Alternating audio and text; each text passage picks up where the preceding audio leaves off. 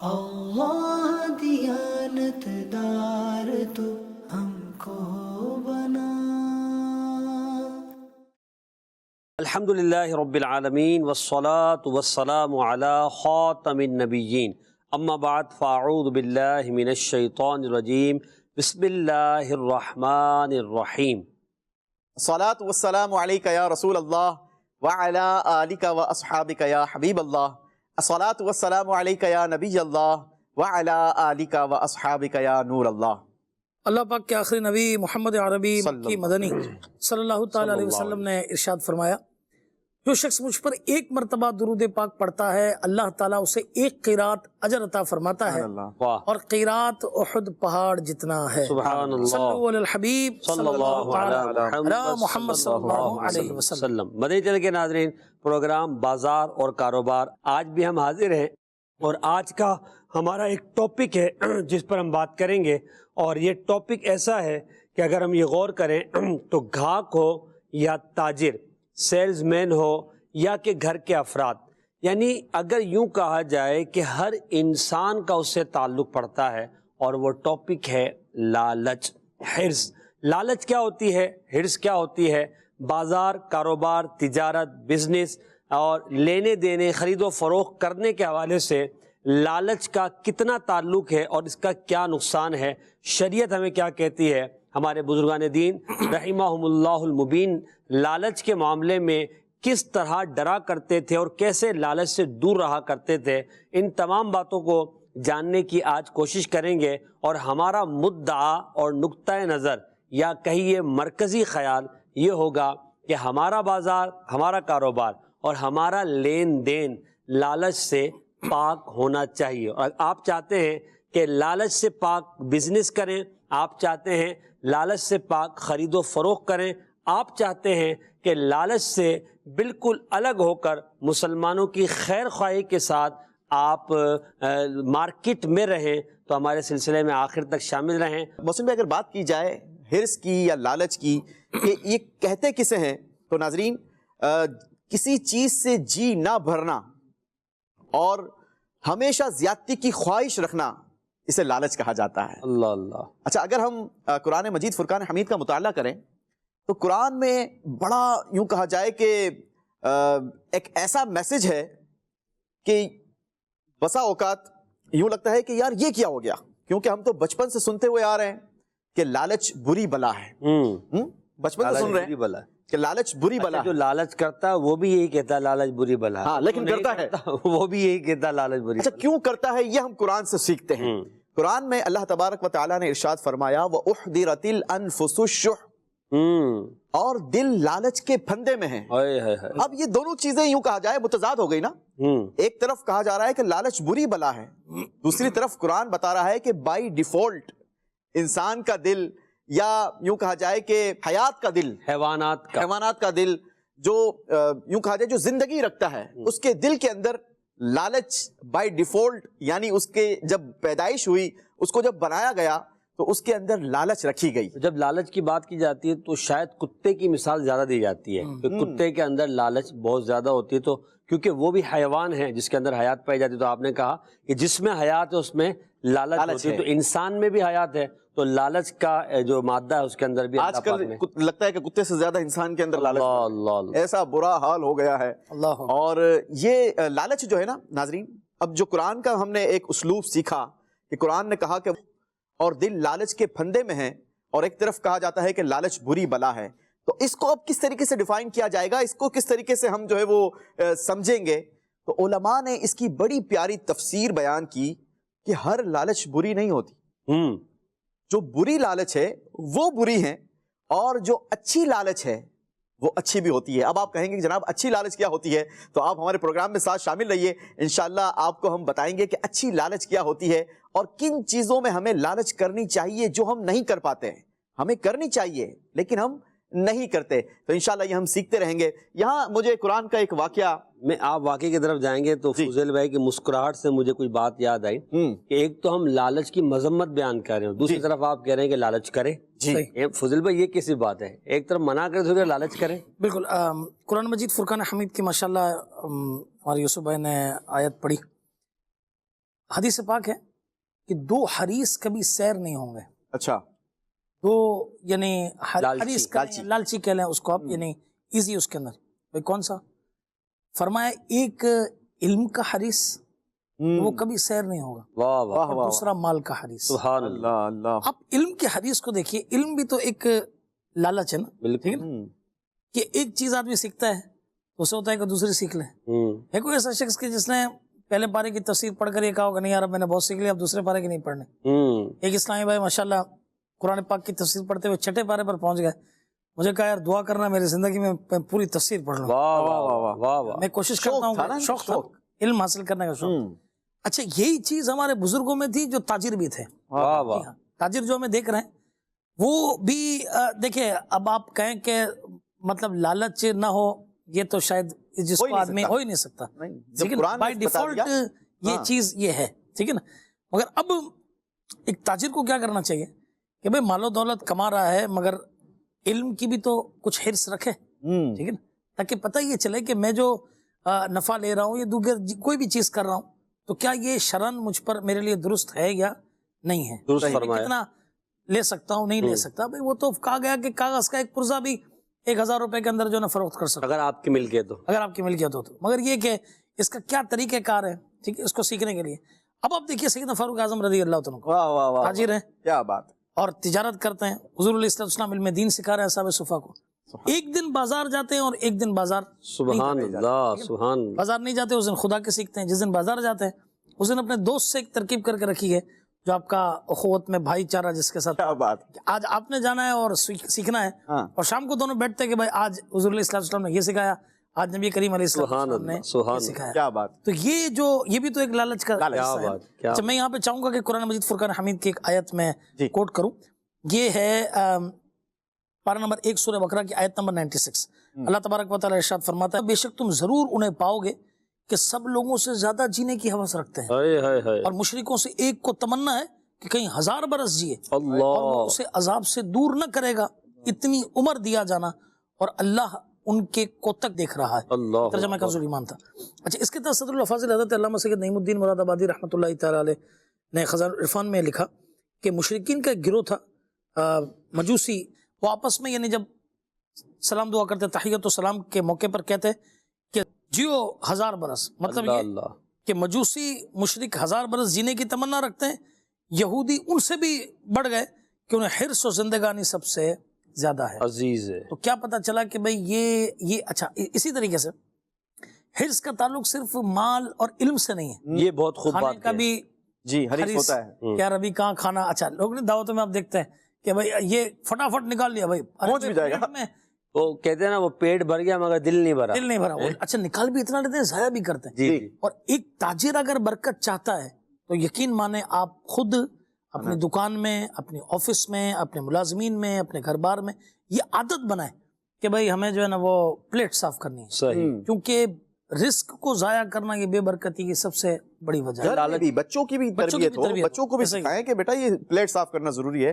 اچھا دیکھا یہ گیا ہے کہ فی زمانہ رزق کی بے قدری بہت زیادہ بڑھ رہی ہے. ایسے ایک طرف ہم مہنگائی کا رونا رو رہے ہیں, بالکل, ایک طرف ہم پریشانی کا رونا رو رہے ہیں, ایک طرف ہم کہہ رہے ہیں کہ جناب پورا نہیں ہوتا, دوسری طرف دیکھیں تو ہم کام وہی کر رہے ہیں جس سے رب نے منع کیا ہے اور جسے رزق کی تنگی کا سبب بیان کیا گیا ہے. حدیث پاک میں نا حضرت عائشہ رضی اللہ تعالی عنہا سے نبی پاک نے فرمایا کہ یہ روٹی جس قوم سے گئی ہے وہ دوبارہ لوٹ کرنی ہے. اللہ, یہ بڑی بات ہے, اور اتنی بڑی تنبیہ ہے, بہت بڑی تنبیہ ہے. مطلب کتنا بڑا درس ہے اس کے اندر کہ جو روٹی اگر کسی قوم سے چلی گئی تو پھر لوٹ کر نہیں آتی. اللہ, اگر ہم غور کریں کہ اگر یہ روٹی روٹ گئی اور اس کے روٹنے کا سبب کیا بیان فرمایا نبی پاک علیہ الصلوۃ والسلام نے, جب یہ ملاحظہ فرمایا کہ روٹی زمین پر تشریف فرما ہے تو آپ نے یہ تنبیہ کی, ہماری تربیت فرمائی, یہ ہمارے لیے تھا, ہماری تربیت فرمائی. اچھا یہاں پر ہم جب تاجروں کو دیکھتے ہیں, ہم اپنی کمیونٹیز کو دیکھتے ہیں تو ہمارے ایک جملہ بڑا ہوتا ہے, بچوں کی روزی روٹی کے لیے کر رہا ہوں. بچوں کی روزی روٹی کے لیے گھر تو بچوں کی روزی روٹی کے لیے رہے, مگر بچوں کو روزی روٹی کا طریقہ بھی سکھایا. یعنی ان کو حرص و لالچ سے بچا کر اس طرح رزق کا ادب سکھا کر تاکہ ہم واقعتاً روزی روٹی جو کما رہے اس کے ہمیں برکت مل جائے, اس کا بھی ہمیں اپنے بچوں کی تربیت کرنی چاہیے. اچھا لالچ پر آپ جیسے بات کر رہے تھے کہ لالچ صرف مال کی نہیں ہوتی, آپ نے کہا بھائی کھانے کی بھی ہوتی ہے, تو شہرت کی بھی تو لالچ ہوتی ہے. ایسے ہی بندہ چاہتا ہے کہ میری شہرت ہو. اچھا خطرناک. بزنس مین جو طبقہ ہے اس میں شہرت کی لالچ بھی پائی جاتی ہے. ایسے ہی. مال کی لالچ تو اپنی جگہ ہے, شہرت کی لالچ ایڈورٹائزمنٹ ایک تو اپنے بزنس کو آگے بڑھانے کے لیے ہے, صحیح. ساتھ میں اپنی شہرت کے لیے بھی تو ہے نا. تو یہاں یہ بھی دیکھنا ہے کہ آپ نے دیکھا نا ایک لالچ وہ ہے جو اچھی ہے اور ایک لالچ وہ ہے جو بری ہے. ہر لالچ بری نہیں ہے, مگر ہمیں یہ ضرور دیکھنا ہے کہ جائز بھی ہے, کون سی ہے اور ہمیں کہاں تک اس کی اجازت. اس کا علم سیکھنا بھی تو ضروری ہے. حسین بھائی فی زمانہ سب سے بڑا جو پرابلم فضل بھائی ہمارے معاشرے میں دیکھا جاتا ہے کہ ہمیں اگر یوں کہا جائے نا کہ کوئی نیا کاروبار شروع کرنا ہے, مثال کے طور پر ایک فیلڈ ہے ٹیکسٹائل کی, جی انسان ٹیکسٹائل کا کام کر رہا ہے, اب اسے سوجی کہ جناب اب ہم نے جو ہے وہ پراپرٹی کا کام کرنا ہے, تو اب وہ جاتا ہے اور پراپرٹی کا کام کرنے والے لوگوں کے ساتھ بیٹھ کر پراپر اس کی تربیت لیتا ہے. جی اچھا بظاہر کوئی اسکول میں نہیں جا رہا, بظاہر میں کوئی کسی یونیورسٹی میں نہیں جا رہا, اس نے کوئی پراپر کلاسز نہیں لی, لیکن اس فیلڈ سے جوائنٹ ہونے کا مقصد یہ ہوتا ہے کہ ذرا سمجھ تو آئے کہ اس کے ایف اینڈ بٹس کیا ہیں, اس کی ڈیلنگز کس طریقے سے کی جاتی ہے, بیسکلی یہ سیکھا جا رہا ہے. تو اسی طریقے سے اگر ہم یہ چاہتے ہیں کہ ہمیں نیکیوں کی حرص پیدا ہو, ہمیں یہ بھی سیکھنا ہوگا کہ یہ کہاں سے ہمیں حاصل ہوگا. شیخ طریقت امیر اہل سنت قربان جائیے.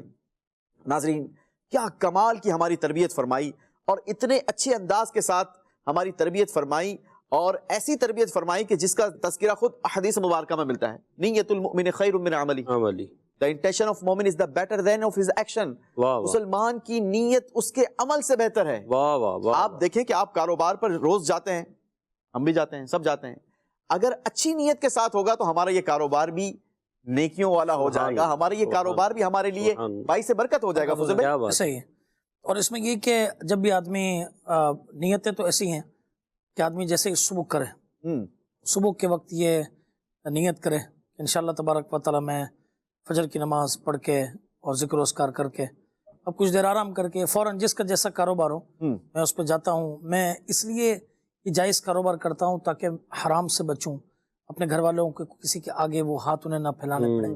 اسی طریقے سے یہ انبیاء نے کام کیا, اس لیے میں یہ کام کرتا ہوں. کیونکہ آپ دیکھیں نبی یعنی کئی انبیاء کرام علیہ السلام, حضرت نوح علیہ السلام کا لکڑی کا معاملہ تھا, حضرت ادریس علیہ السلام درزی کا کام کیا کرتے تھے. اچھا انبیاء کرام علیہ السلام نے بکریاں چرائیں, کچھ ان کی وہ تھی کہ چونکہ امت جو ہے نا یہاں وہاں وہ ہو جائے گی تو کس طرح ان کو سنبھالنا ہے, یکجا کرنا ہے. حضرت سیدنا داؤد علیہ السلام, اللہ اکبر, آپ کا تو کتنا زبردست معاملہ ملتا ہے کہ آپ بادشاہ تھے تو بیت المال سے مطلب جو بھی وظیفہ اور سلسلہ ہوتا, آپ رات کو مطلب بھیس بدل کر نکلتے اور کہتے کہ داؤد کیسا ہے, تو لوگ تعریف کرتے کہ بھائی کیا زمانہ ہے اور کیا برکت ہے. ایک بار ایک فرشتہ انسانی شکل میں آپ کو ملا, آپ نے پوچھا کہ داؤد کے بارے میں کیا خیال ہے. سبحان اللہ, آدمی تو اچھا ہے مگر بیت المال سے کھاتا ہے. اللہ, آپ گھر آئے, آ کر آپ نے اللہ کی بارگاہ میں گریہ گزاری, سبحان اللہ, مجھے کوئی ہنر عطا فرما. حالانکہ یہ گناہ نہیں تھا یا یہ بری بات نہیں تھی, کیونکہ جو مثال کے طور پہ اگر کوئی بھی ملک کا سربراہ ہے اور اس طریقے سے مختلف ڈپارٹمنٹ سے وابستہ ہے, ظاہر بات ہے ان کی پیز بنی ہوئی ہیں, جو پیز لیں گے تو ہی کام کریں گے, ورنہ تو یہ مگر حسنات الابرار سیئات المقربین, ایسا ہی ہے. یعنی وہ ابرار کی جو نیکیاں ہوتی ہے وہ مقربین کے لیے وہ خطایا سیئات کے درجے میں آتے ہیں, اگرچہ وہ سیئات نہیں ہوتے اور ان کے درجے کے اعتبار سے بالکل صحیح فرمایا آپ نے.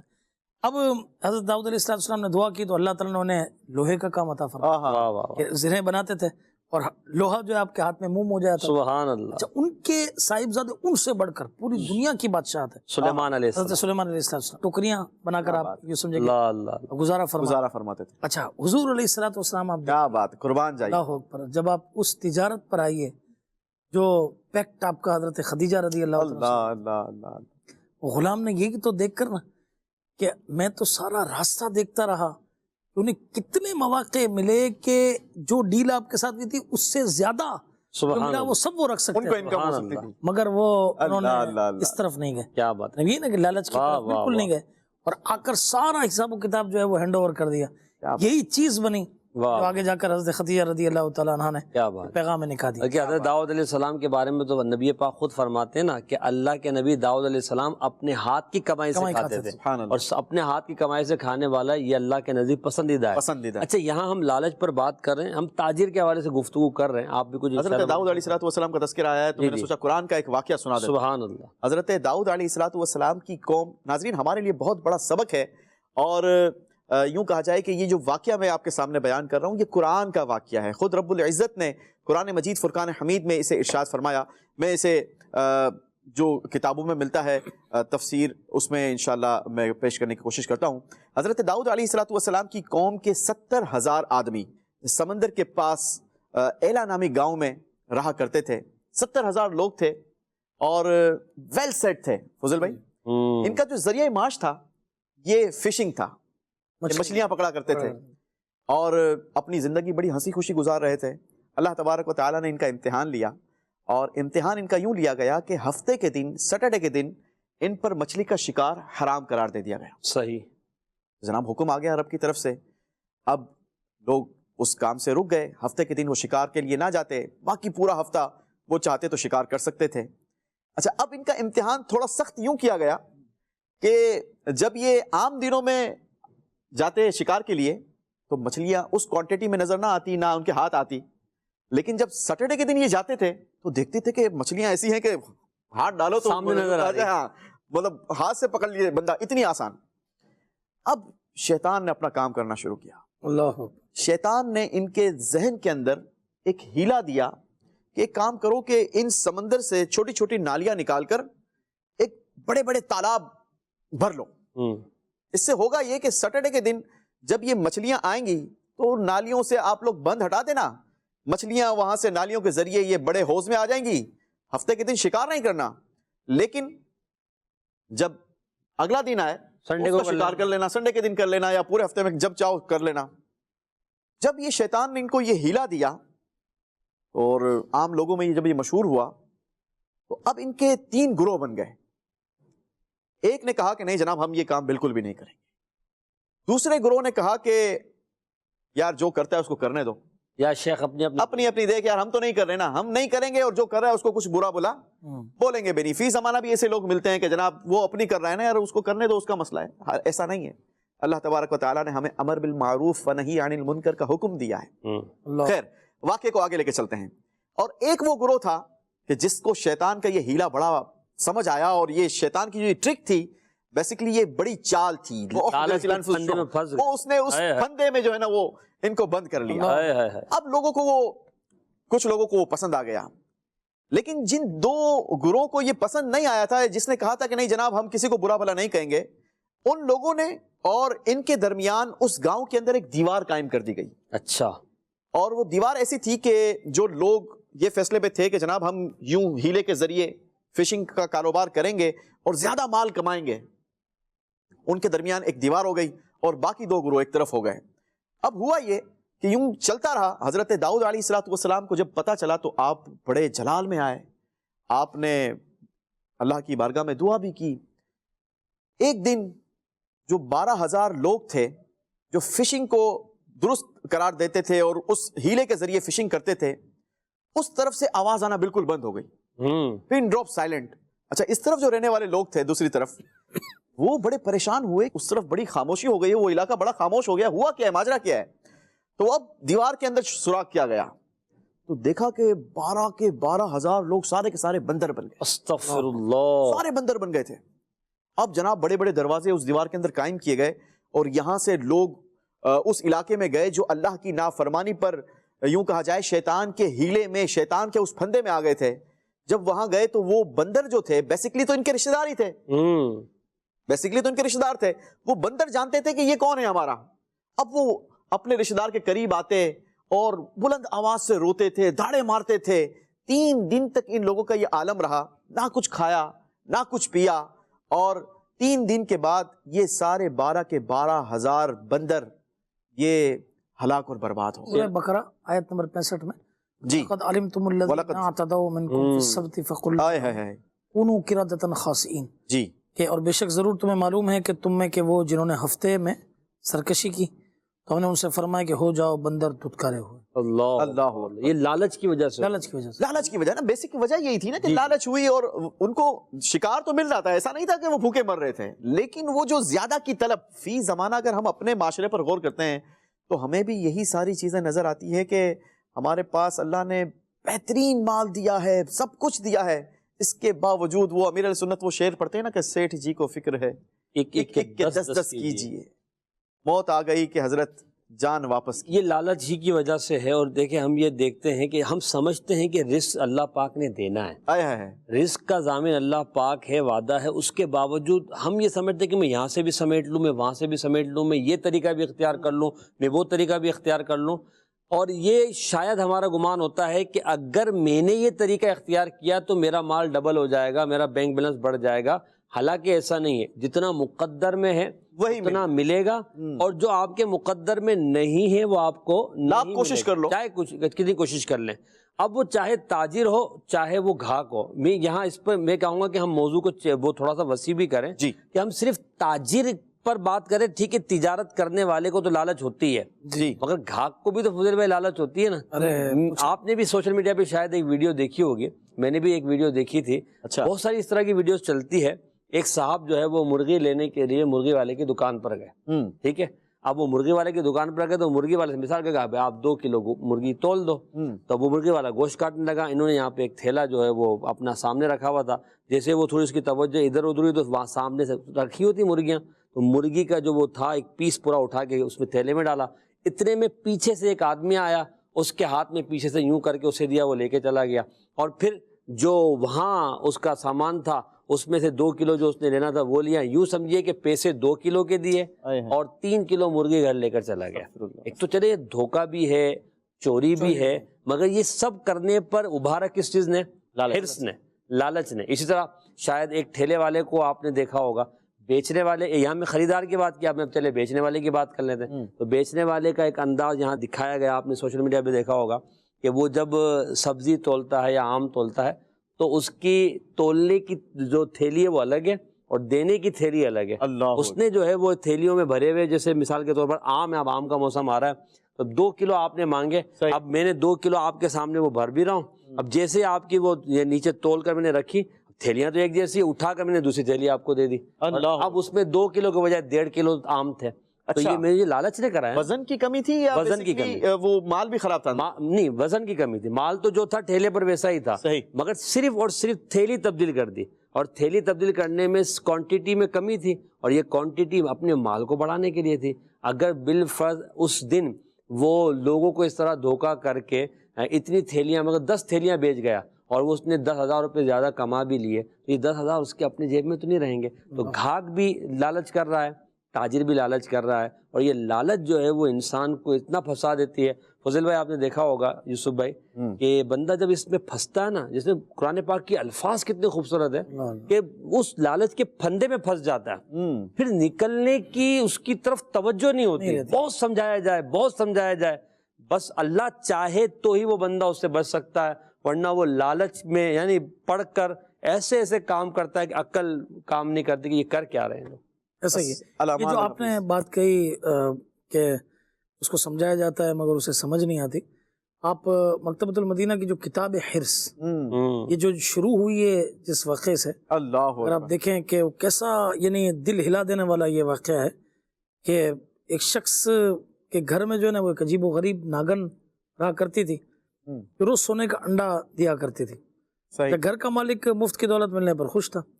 اچھا، اس نے گھر والوں کو تاکید کر رکھی تھی کہ وہ بات یہ کسی کو نہ بتائیں. صحیح ہے کہ روز ہمیں سونے کا انڈا مل رہا ہے. یہ سلسلہ یوں چلتا رہا. ایک دن ناگن جو ہے وہ اپنے بل سے نکلی اور اس نے بکری کو ڈس لیا. اللہ اکبر، اس کا زہر اتنا جان لیوا تھا کہ دیکھتے ہی دیکھتے بکری وہیں ڈھیر ہو گئی. اچھا، یہ دیکھ کر گھر والوں کو بڑا تیش آیا. انہوں نے کہا کہ اب ناگن کو مار دینا چاہیے کہ یہ تو اس نے ہماری بکری کو مار ڈالا، شاندہ ہو گئی ہے.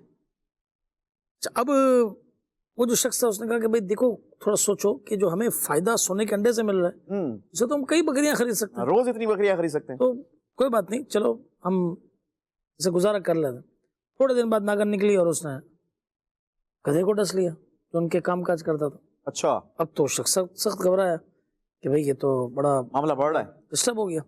اور کہنے لگا کہ اس نے تو آج ہمارا دوسرا جانور مار ڈالا. خیر کوئی بات نہیں, جو مل رہا ہے ہمیں سونے کا انڈا, اس سے ہم اور بھی چیزیں خرید لیں گے. گھر والے چپ ہو گئے. اس کے بعد 2 سال کا عرصہ گزر گیا, اس ناگن نے کسی کو نہیں ڈسا, نقصان نہیں. اور وہ لوگ بھی ہوئے نا کہ بھول بال گئے, نقصان کو بھول گئے. نہیں لوگ کہ حافظے اور ہاضمے دونوں کمزور ہے. ٹھیک ہے. اب ایک دن پھر ناگن نکلی اور اس نے ان کے غلام کو ڈس لیا. اللہ, غلام تو جو تڑپا, اف, جسم اس کا پھٹ گیا. اب وہ شخص حیران ہوا کہ یہ تو جانوروں سے نکل کے انسانوں تک معاملہ نکل آیا. اچھا, کئی دن اس پریشانی میں گزر گئے کہ اس ناگن کا کیا کیا جائے. اب دولت کی حرص نے ایک بار پھر اس پر پٹی باندھ دی. اس نے کہا کہ بس اللہ خیر کرے, اور کوئی بات نہیں, ہم احتیاط کرتے ہیں. ابھی کچھ دنوں کے بعد ناگن نے اس کے بیٹے کو ڈس لیا. اب تو گھر والے بڑے پریشان ہوئے, طبیب کو بلایا, مگر وہ بیٹا ان کا مر گیا. جوان بیٹے کی موت جو ہے میاں بیوی پر بجلی بن کر گری, اور اب اس شخص نے کہا کہ اب اس ناگن کو میں اب نہیں چھوڑوں. مگر ان کے ہاتھ نہیں آئی. کافی عرصہ گزر گیا. اب وہ سونے کا انڈا نہیں مل رہا تھا, تو ان کی لالچی طبیعت, اچھا انڈا بند ہو گیا, بیٹا بھی چلا گیا اور انڈا بھی بند ہو گیا. اب دونوں میاں بیوی جو ہے نا وہ ناگن کے بل کے پاس آئے, وہاں صفائی کی اور دھنی دے کر خوشبو سلگائی. یوں یعنی یہ ایک سلو کا پیغام تھا, یہ ناگن کو اس طرح کا کچھ ہے معاملہ. چلو جو ہوا اس میں مٹی ڈالو, سونے کا انڈا دے رہا ہوں. حیرت انگیز طور پر وہ واپس آ گئے, دوبارہ سونے کا انڈا ملنے لگا. اب وہ لالچ نے ان کو اتنا وہ کر دیا کہ وہ بیٹے, جانور, اپنے غلام, سب کی موت کو بھول گئے. اب ایک دن ناگن نے اس کی زوجہ کو ڈس لیا. اللہ, تھوڑی دیر میں اس نے بھی تڑپ کر جان دے دی. اب وہ لالچی شخص اکیلا رہ گیا, اور اب اس نے بتایا اپنے دوستوں کو اور بھائیوں کو کہ ہمارے ساتھ یہ معاملہ ہو. انہوں نے کہا کہ تم نے تو ابھی تک بڑی غلطی کی, تم تو پہلے ہی سمجھ جاتے, بہت بڑی حماقت کر دی. ٹھیک ہے. اب کیا ہوا کہ وہ تیار ہو گیا کہ اب تو میں اکیلے رہ گیا, ناگن کو مار کے دم لوں. اب وہ گھات لگا کر بیٹھ گیا. اس نے کیا دیکھا کہ اس کے بل کے پاس ایک قیمتی موتی یہ پڑا ہے. اسے لالچ آئی کہ بھائی لگتا یہ ہے کہ طبیعت بدل گئی ہے. اب وہ جو ہے نا سونے کا انڈا دینے کے بجائے لگتا ہے وہ موتی دینا شروع ہو گئی. ہیرے آ گئے. اب اس کے لگتا ہے کہ یہ اس کے زہر اور ختم ہو گیا ہے. خیر طبیعت چینج ہو گئی, اس کی اب طبیعت چینج ہو گئی. اب لگتا ہے کوئی خطرہ نہیں ہے. یہ سوچ کر اس نے ناگن کو مارنے کا ارادہ ترک کر دیا. روزانہ ایک موتی اسے ملنے لگا. اب ناگن نے ایک دن یوں سمجھے کہ سارا ایک دن وہ سارا سونا وغیرہ لے کر وہ بیٹھا ہوا تھا, سر پہ سویا ہوا تھا. اسی رات ناگن آئی اور اس نے اسے بھی ڈس لیا. اللہ اکبر. جب اس کی چیخیں بلند ہوئی تو آس پاس کے لوگ بھاگم بھاگ پہنچے اور اسے کہنے لگے کہ تم نے لالچ اور سستی کی وجہ سے اپنی بیوی کی, بچے کی, غلام, پورا خاندان برباد کر دیا, جان داؤ پر لگا دی. اور آخرکار یہ ہوا کہ تھوڑی دیر بعد اس کا انتقال ہو گیا. وہ سارا مال جو ہے وہ آپ سمجھتے دھرے کا دھرا رہ گیا. وہ کہتے ہیں نا سونے کی چڑیا ہے نا, تو سونے کی چڑیا کو لوگ کہتے ہیں اب تھوڑا سا اس کا وہ بھی برداشت کر لو, کوئی مسئلہ نہیں ہے. اب ہم یہ دیکھتے ہیں کہ بزنس مین طبقہ ہے یا لین دین والا طبقہ ہے, وہ لالچ کی وجہ سے بس یار, اب مثال کے طور پر ہم یہ آپ نے بھی سنا ہوگا یار یہ اس کا ایٹیٹیوڈ اچھا نہیں ہے کاروبار میں, مگر دیکھو یار یہ اس سے نفع اچھا ملتا ہے نا, یہ سونے کی چڑیا ہے, اس کو سنبھال کے رکھو. ہیں معاذ اللہ, گھر کے اندر اگر کوئی جیسے بوڑھے ہو جاتے ہیں اور ان کے پتہ ہے کہ جائیداد ان کے نام ہے, ویسے تو کوئی خدمت نہیں کرنی, مگر اب اس بڈھے کو اس لیے سنبھال رہے ہیں کہ اس کے پیچھے جائیداد ہے, تو یہ سونے کی چڑیا یا وہی انڈا دینے والی سونے کا ناگن ہے, تو اب اس کو لالچ کی وجہ سے سنبھال رہے ہیں. دودھ دینے والی گائے ہے, دودھ دینے والی گائے ہے, تو اس کی لات کھانے میں بھی کوئی حرج نہیں, چلو اب دودھ دے گی تو ایک آدھ لات تو کھا ہی لیں گے. تو اللہ معاف فرمائے. تو لالچ کی وجہ سے اتنے بڑے بڑے نقصانات ہم اٹھاتے ہیں. میں چاہوں گا کہ ہم اس پر بھی بات کریں کہ جیسے کاروبار ہے یا گھر بار ہے یا ہماری آپس کی دوستی ہے, دوستی میں بھی تو لالچ ہو سکتا ہے نا. مثال کے طور پر ہم آپس میں دوست کے ساتھ ہے, تو خالی دوستی اللہ کے لیے تو نہیں ہوتی, بعض لوگ اللہ کے لیے دوستی کرتے ہیں مگر بعض مال کی وجہ سے بھی دوستی کرتے ہیں. تو یہ مال کی محبت میں دوستی اور لالچ, پھر جو ایک دوسرے کا قتل و غارت گری اور پھر ایک دوسرے کی عزت کو اچھالنا اور یہ سارے کام ہوتے ہیں, اس پر ہم کیا کہیں گے؟ اکثر و بیشتر مطلب فی زمانہ اگر ہم اپنے معاشرے پر نظر دوڑائیں تو ایسی بہت ساری دوستیاں ہم کو نظر آتی ہیں اور ایسی بہت ساری مثالیں ہیں. اچھا, یہ دوستیاں جب تک قائم رہتی ہیں جب تک سامنے والے کے پاس مال ہے.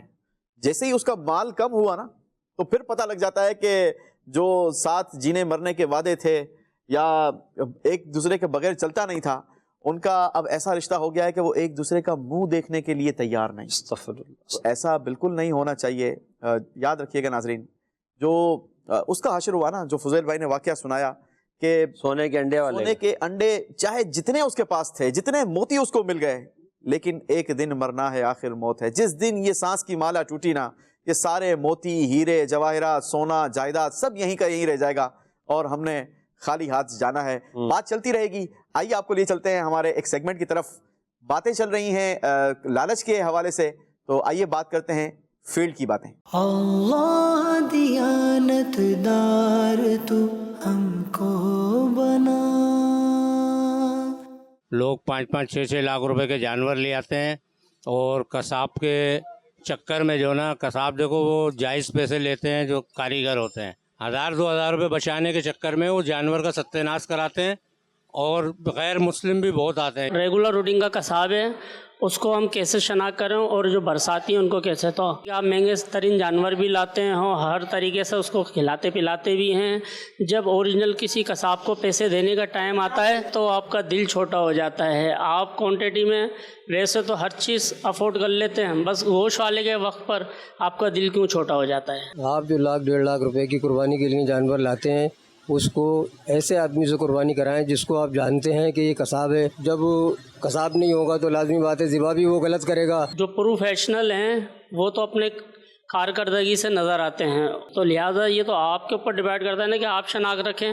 تو میں اس لیے آپ لوگوں سے گزارش کر رہا ہوں کہ اصل قصائی سے ذبح کروائیں اور آپ کی قربانی ضائع نہ ہو. دکانیں ہیں نا قصابوں کی، ان کی دکان پہ جا کے آپ ان سے رابطہ کریں، چلتے پھرتے سے رابطہ نہ کریں. اذیت ہوتی ہے جانور کو، الٹی سیدھی چھریاں پھیر دیتے ہیں، ان کو پتہ ہی نہیں ہوتا کہ کدھر پھیرنی ہے، کیا کرنا ہے کیا نہیں کرنا.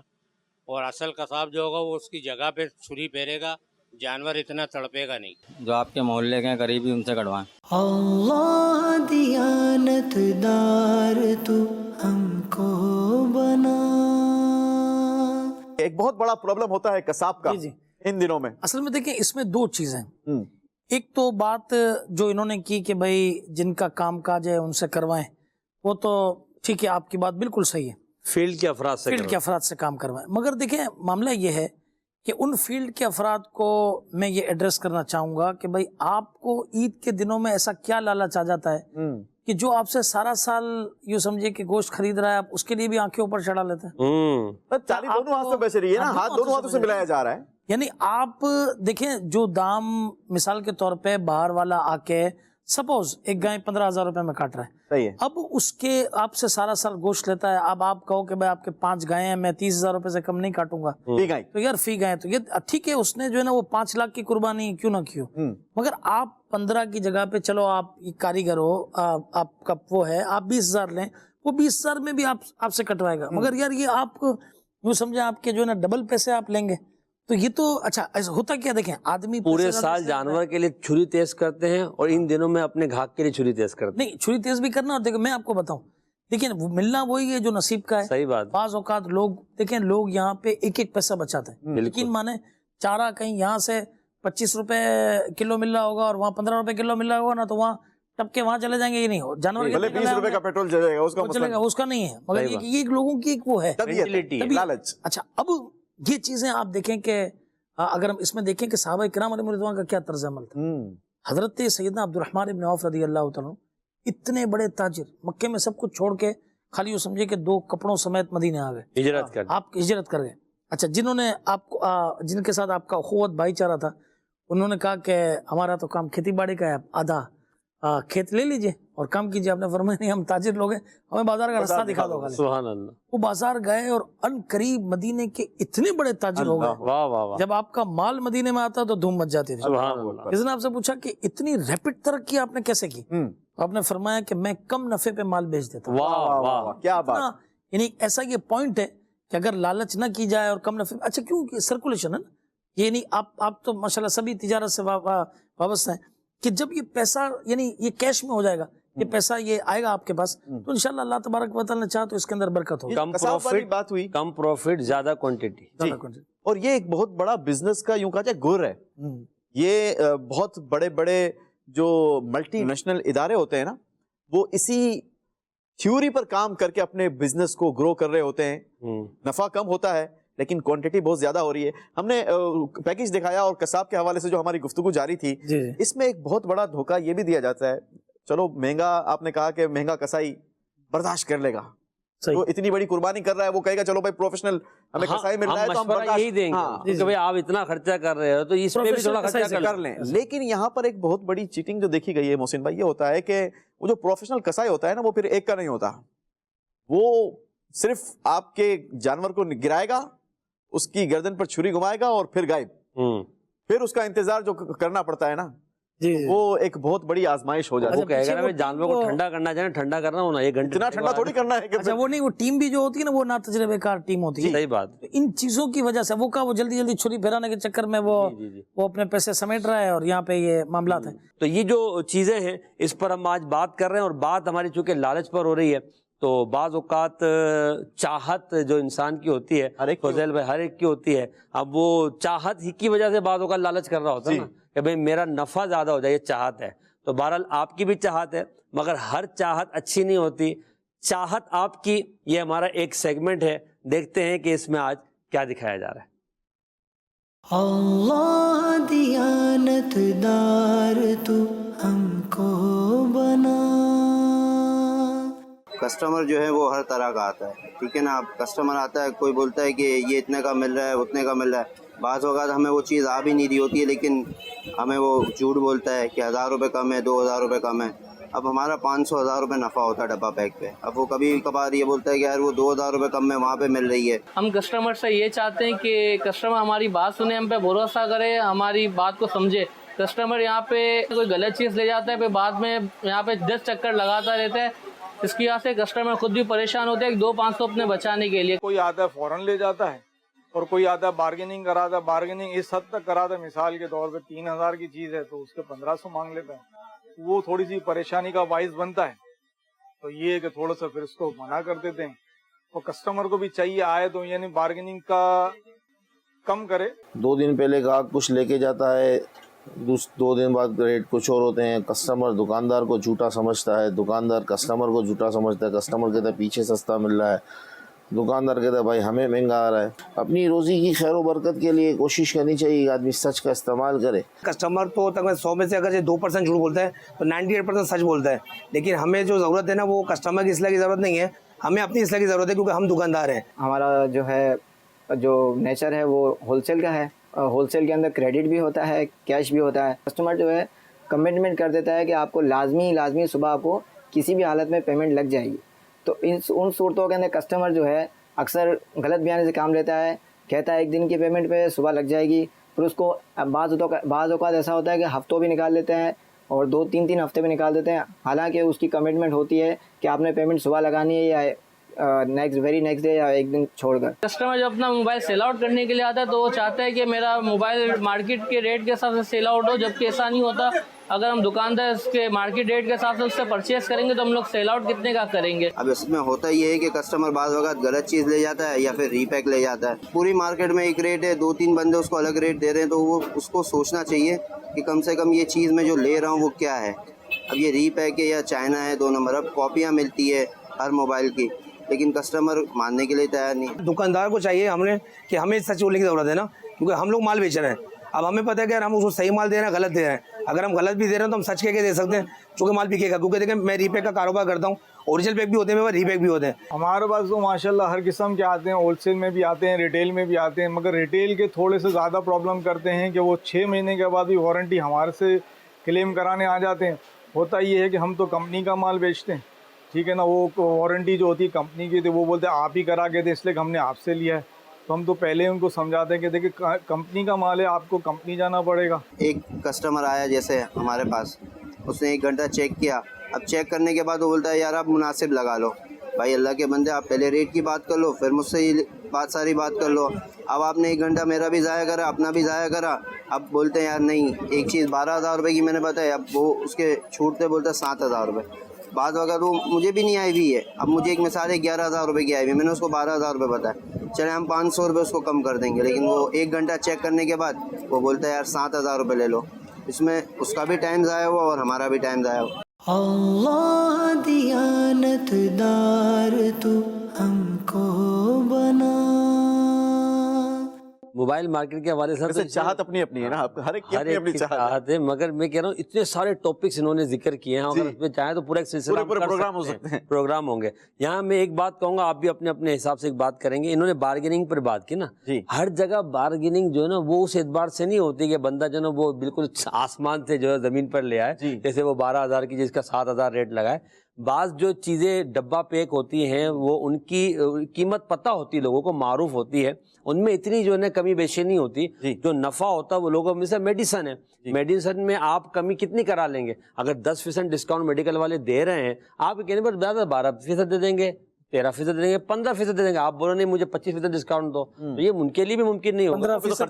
15% پہ تو ٹی پی ٹریڈ پرائز ہوتی ہے، صحیح بات ہے، کیونکہ میڈیسن میں کام کیا تھا تو ٹی پی ہوتی ہے، اس کے اوپر بھی بہت کچھ چیزوں میں اس کے اوپر بھی وہ ہوتا ہے، ڈسکاؤنٹ ملتا ہے 5% 10%، اور کچھ پرائزز چیزیں ہوتی ہیں جو رننگ آئٹم ہوتی ہیں نا وہ ہوتی ہیں ٹریڈ پرائس میں، تو اس میں گاہک کو چاہیے نا 10% دے دیتے ہیں، گاہک کو چاہیے کہ جہاں ہو سکتا ہے، آپ کو ذہن میں آ رہا ہوگا بعض اس طرح کے بے وپاری ہیں جو ایک مخصوص افراد ہیں، وہ نا ان سے جب ہم کوئی چیز خریدتے ہیں تو وہاں یہ ہوتا ہے کہ وہ آسمان سے اب زمین پر لے آتے ہیں اور وہ بن بھی جاتا ہے، مگر ہر جگہ ایسا نہیں ہوتا۔ اس طرح کی جو پیکنگ والی آئٹم ہوتی ہے وہاں پر آپ نے سوچ سمجھ کر بات کرنی ہوتی ہے۔ ایک بات یہاں پر میں اس میں ایڈ کر دوں کہ دیکھیں بارگیننگ کروانا کوئی بری بات نہیں ہے، جی بلکہ بارگیننگ کروانے کا حکم تو خود شریعت نے دیا، نبی پاک علیہ الصلوۃ والسلام نے اسے پسند فرمایا، تو ہمیں بارگیننگ کروانی چاہیے، لیکن وہی والی بات ہے نا کہ ہر چیز جو ہے وہ عرف کو بھی دیکھنا ہے، آسمان سے زمین پر نہیں آ سکتی ہے۔ جو اگر کسی نے بارگیننگ کہی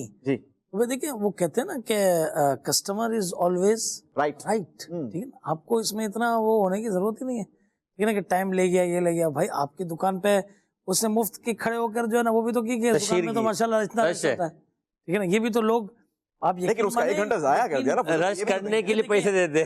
دیکھیں یقین کریں اس دور کے اندر میں آپ کو کیا بتاؤں کہ نئے نئے جو برانڈز کھلتے ہیں کھانے پینے کے، وہ بولا بھائی وہ رش کرنے کے پیسے دیتے ہیں، ہر فیلڈ کا ایک اپنا وہ ہے نا، یہ بیچارہ اتنا سا کاؤنٹر لے کر لاکھوں روپے وہ اس کا کرایہ بھر رہا ہے، اور اس پر 1 گھنٹہ اس کا اگر خراب کر دیا تو پھر اس کے لیے ایک آزمائش ہو جائے گی۔ ایک جو ہے وہ بات انہوں نے کہی کہ ہم پر بھروسہ کریں، اگر بھروسہ کرنے والے کام کریں گے تو پھر بھروسہ کرے گا۔ ایسے ہی دیکھیں بعض اوقات کچھ افراد ایسے ہوتے ہیں کہ جو جب سے موبائل آیا ہے نا ایک ہی فرض سے موبائل منگواتے ہیں، وہ بھروسہ ہو گیا، یہ اپنے کو ڈنڈی نہیں مارے گا، ٹھیک ہے نا، چیز دے گا پرفیکٹ دے گا۔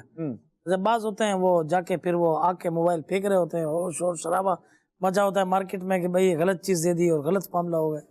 لیکن یہ بھروسہ جب قائم ہوتا ہے کہ جب آپ مارکیٹ ریٹ سے آپ کے پرائز بہت زیادہ ہائی نہیں ہوں گے، ہاں ہو سکتا ہے کہ کچھ تھوڑے بہت آپ کا فرق ہو، اور وہ آپ کی یوں کہا جائے کہ آپ کی اچھے کردار اور آپ کے اچھے بیک گراؤنڈ کی وجہ سے آپ کو وہ بینیفٹ ملتا رہے، تو وہ آپ ضرور گین کر سکتے ہیں، لیکن اس پر ہمیں خیال رکھنا چاہیے۔ بسا اوقات یہ ہوتا ہے کہ محسن بھائی کہتے ہیں کہ جناب ہماری کوسٹ ہی نہیں ہے، مثال کے طور پر جو بھائی نے بھی مثال دی کہ وہ 12,000 کی چیز ہے اور وہ 7,000 میں دے رہا ہے، اور لیکن پتہ چلتا ہے کہ پھر وہ 6,000 میں خود واپس دینے والا ہے، وہ بھی بیچنے کے لیے تیار ہو جاتا ہے۔ تو بیسیکلی یہاں جو ہے نا یہ خریدار اور سیلر یہ دونوں کا آپس کا ایک رشتہ ہے، اگر یہ دونوں سچے ہوں گے تو پھر یہ رشتہ اچھے انداز کے ساتھ قائم ہوگا اور یہ گاڑی آگے تک چلتی رہے گی۔ تیسرا ہمارا ایک پیکیج ہے، ہمارے پروگرام کا وقت کافی اینڈ کی طرف پہنچ گیا ہے، اگر تیسرا پیکیج بڑا ہمارا زبردست پیکیج ہے، اچھا خریدار، کہ کون جو ہے وہ خریداری اچھی کرتا ہے۔ اچھا ایک بڑا زبردست اس میں اس مرتبہ میں جو دکھایا جا رہا ہے، انشاءاللہ آپ کے دل کو بھی ٹھنڈک پہنچے گی۔ اللہ دیانت دار تو ہم کو بنا۔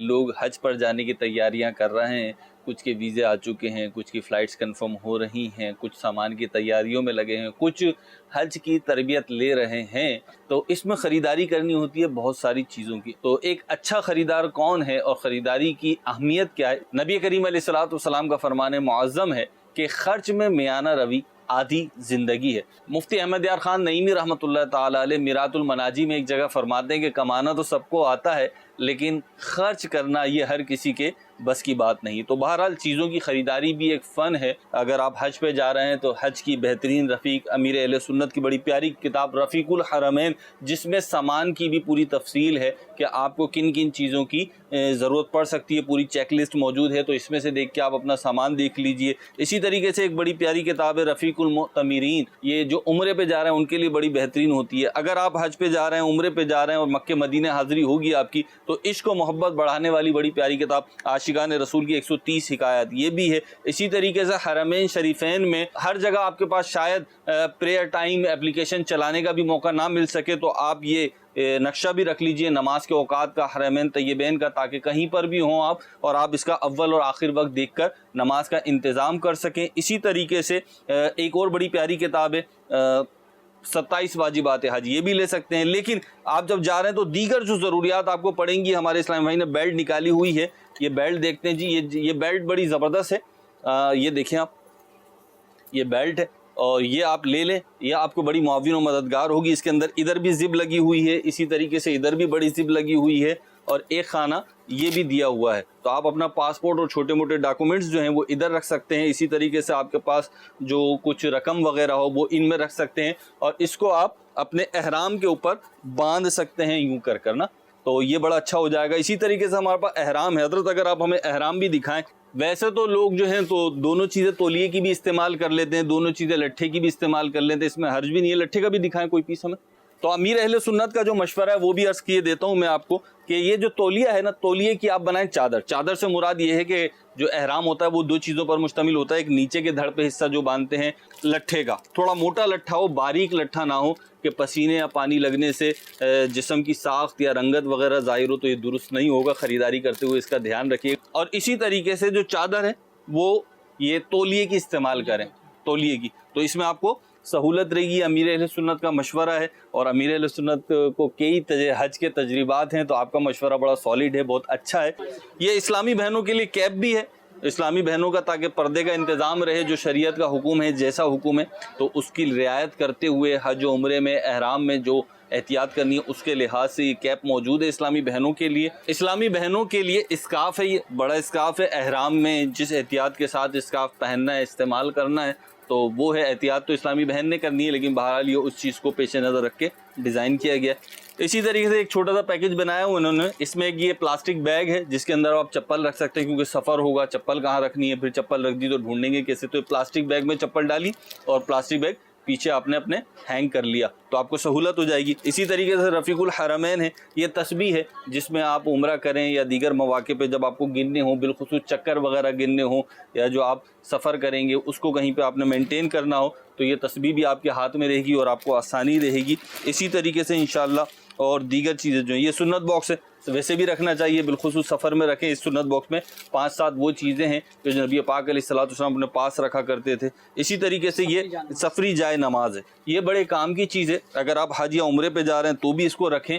اس کے اندر قبلہ نما بھی ہے، اور اس کے ذریعے سے آپ قبلے کی سمت بھی معلوم کر سکتے ہیں. یہ سفری تکیہ ہوا بھرنے والا، ہوا سے ہوتا ہے یہ، تو اس کی ہوا نکال دیں تو یہ بہت ہلکا سا ہو جاتا ہے. اسی طریقے سے یہ چٹائی ہے، تو یہ چیزیں بھی آپ رکھ سکتے ہیں اپنے ساتھ. اور پوری فہرست جیسے کہ میں نے آپ کو عرض کی کہ سب سے پہلے اگر آپ حج پر جا رہے ہیں تو رفیق الحرمین لے لیں اور اس کا مطالعہ شروع کر دیں. انشاءاللہ عز و جل آپ کو اس میں یہ بھی پتہ چل جائے گا کیا کچھ لے کے جانا ہے اور کیا کچھ لے کر نہیں جانا. حج و عمرے کے لیے اگر آپ سفر کر رہے ہیں اور خریداری کر رہے ہیں تو ایک اصول یاد رکھیے گا، ذرا غور کر لیجئے گا، چیک لسٹ چیک کروا لیجئے گا، اور کسی سے مشاورت بھی کر لیجئے گا، ایڈوائز بھی لے لیجئے گا. ایسا نہ ہو جائے کہ جو حج کے لیے یا عمرے کے سفر کے لیے بہت اہم چیز ہے وہ تو آپ بھول جائیں، اور جو غیر ضروری سامان ہو وہ بیگ میں آپ جمع کر کے لے جائیں اور آپ کو اس کو اٹھانے کی زحمت کرنا پڑ جائے. تو لہٰذا خریداری کریں احتیاط کے ساتھ، سمجھداری کے ساتھ اور کفایت شیاری کے ساتھ. اللہ دیانت دار تو ہم کو بنا. حاجیوں کے بن رہے ہیں قافلے پھر یا نبی، پھر نظر میں پھر گئے حج کے مناظر یاد. بالخصوص احرام کے حوالے سے بات کی ہمارے مہروز بھائی نے. ایک بہت بڑا پرابلم یہ دیکھا گیا ہے کہ احرام خرید تو لیتے ہیں، اب باندھتے اس کو اس وقت ہیں جس وقت ہم نے جانا ہوتا ہے، مطلب بالکل اینڈ ٹائم پہ، اور پتہ چلتا ہے کہ جناب یہ چادر چھوٹی ہے. اب اس وقت جو آزمائش ہوتی ہے نا، وہ بہت بڑی ایک سخت آزمائش ہوتی ہے. تو کوشش کریں کہ جس وقت آپ احرام خریدیں اسی وقت اس کو ایک بار باندھ کر چیک کر لیں کہ آپ کا سائز اس میں پورا آتا ہے, آپ کی اوپر کی چادر کمپلیٹ ہے. اور ایک احرام نہیں بلکہ آپ نے احتیاط کے طور پر 2 احرام خریدنے ہیں, تاکہ اگر اللہ نہ کرے کوئی آزمائش ہو بھی جائے تو آپ کے پاس اس کا آلٹرنیٹ موجود ہو. بیلٹ کے حوالے سے گفتگو ہوئی, اگر فضل بھائی بیلٹ پر آپ کا تجربہ مل جائے. بیلٹ پر تو تجربہ اس بار بھی ہوا, اچھا, اور جو ہے نا وہ تازہ تجربہ ہوا. تو حالانکہ دیکھیں اتنا بہت ضروری چیز ہے, بہت ضروری چیز ہے, اس لیے کہ اب موبائل اور کیش وغیرہ اس کے بغیر اچھی جو ہے نا وہ اس کا جہاں سے ملے, اس میں پیسے نہیں بچانے چاہیے, اچھی اس کا آپ لیں اور مل جاتا ہے, ورنہ بعد میں جو آزمائش ہوگی وہاں زیادہ پیسے خرچ ہو جائیں گے. اچھا, دوسرا یہ کہ جب آپ بیلٹ باندھیں تو اس میں نیت یہ کرنی ہے, یہ نہیں کہ میں تہبند کو ٹائٹ کرنے کے لیے باندھ رہا ہوں, بلکہ ضروری سامان رکھنے کے لیے باندھ. اب چونکہ موبائل آج کل ضرورت ہے, ظاہری بات ہے, اس کے بغیر چارہ نہیں ہے. موبائل رکھنا, اس کے علاوہ رقم ہے, طواف کی تسبیح ہے, ہوٹل کا کارڈ وغیرہ, یہ سب یہ ضروری چیزیں ہیں کہ جس کے لیے اچھا ایک مطلب بیلٹ ہونا چاہیے. اچھا, پھر اس کا کلپ بھی یہ درست ہو, صحیح ہو, اچھی کوالٹی کا ہو. تو یہ کہ کوالٹی وائز یہ ساری چیزیں جتنی ریلیٹ کرتی ہیں یہ سب کوالٹی وائز اچھی ہونی چاہیے. حج کے لیے جا رہے ہیں, لاکھوں روپے خرچ کر رہے ہیں, تو چیزیں بھی اچھی خریدیں. یہ رب کی راہ میں ہی خرچ ہو رہا ہے انشاءاللہ, ایک کا 70 گنا اور اس سے بھی زیادہ رب. آخری بات میں کہہ کر انشاءاللہ پروگرام کو ختم کرتے ہیں. چپل کیونکہ اس میں مخصوص پہنی جاتی ہے کہ وہ مرد کے لیے یہ اوپر جو حصہ ہے پاؤں کا, اس کا کھلا رہنا ضروری ہے, حصے کا, ہڈی کا. تو چپل جو ہوائی چپل کہتے ہیں یا 2 بدی والی چپل کہا جاتا ہے, تو اس میں بالکل ایسی ہلکی چپل لے لی جاتی ہے کہ جو چند مرتبہ پہننے کے بعد ہی جو ہے وہ حج کے موقع پر ٹوٹ جاتی ہے. تو لہٰذا اس میں اچھی کمپنی کی آپ چپل لیں تاکہ آپ. میرا مشورہ یہ ہے کہ ہم اس پر ایک پراپر پروگرام کریں تاکہ اویئرنیس بھی ہو اور کس طریقے سے کوالٹی کی چیزیں خریدی جائیں. اگر ہمارے مبلغین انشاءاللہ جا کر اس کی آگاہی فراہم کریں گے تو ہمارے لیے بہت اچھا ہوگا انشاءاللہ. اللہ کریم ہم سب کو آج کے اس پروگرام کی برکت عطا فرمائے اور ہم سب کو رزق حلال عطا فرمائے, بازار اور کاروبار کے شرعی اصول سیکھنے اور اس پر عمل کی توفیق عطا فرمائے. آمین بجاہ خاتم النبیین صلی اللہ علیہ وسلم. اللہ دیا